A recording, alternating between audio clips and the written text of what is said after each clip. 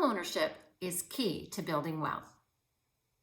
Hi, I'm Dawn McAlpine with Coldwell Banker West. Thanks for joining me again for my Monday morning musings. So what I've been hearing a lot lately is that houses are too expensive, they're not worth it, and prices are going to crash. Well, none of us have a crystal ball, and we do know property values fluctuate, go up and down. Your focus needs to be not so much on the cost of the home and the fact that prices are going up. What you want to ask yourself and get the answers to from experts is, how do homeowners gain wealth? Because 90% of Americans hold their wealth in real estate. That's not to say that purchasing a home isn't expensive. It is.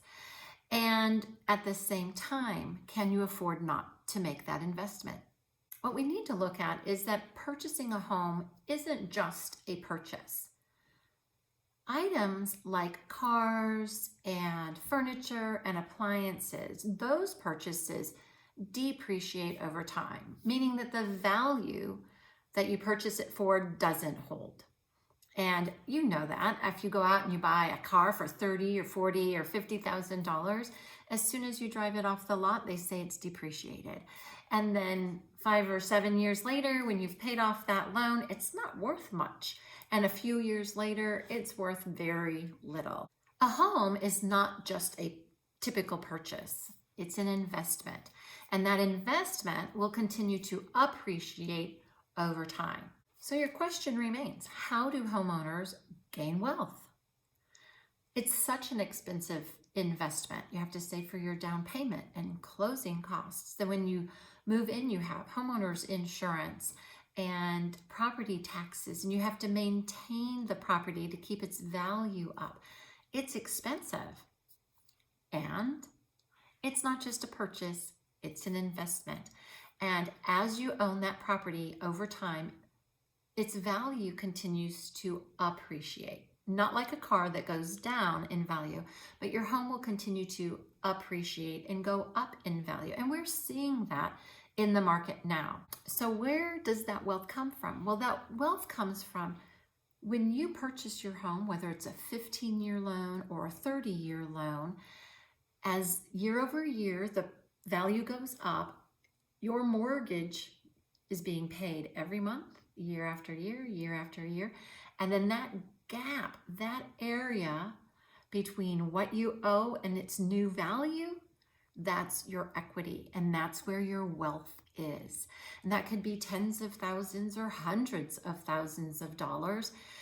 And it depends on how long you stay in that home and how much you pay off. And in that same time, how much it appreciates, right? Now, none of us have a crystal ball to know how much longer the market's going to go up, and we don't have a crystal ball of how long will interest rates remain down at 3 percentage points or less. So what you need to do is not worry so much about the cost of what you're paying for the home and where your interest rate is, too high, too low, or whatever. You need to decide, paying rent, would that same dollar amount be better spent purchasing a home that's value is going to continue to appreciate, and as you pay your monthly payments, right, your debt goes down, and then all of that wealth in your equity over time is yours. Now, a lot of families are tempted when they see that equity that they want to refinance. And right now, with interest rates at the prices they are, refinancing is a brilliant and responsible thing to do. I just want to give a word of caution. It would be easy for you to say, okay, I'm just going to take that $100,000 or $200,000 out and spend it, right? I can still afford my mortgage payment, and I really, really want this. Word of caution. What you spend that money on, I would recommend strongly that it's not on a purchase that's going to depreciate and lose value over time.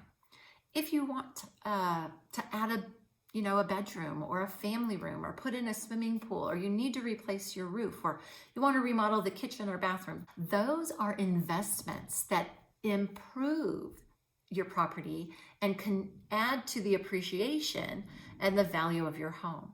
Thanks for joining me again on my Monday morning musings.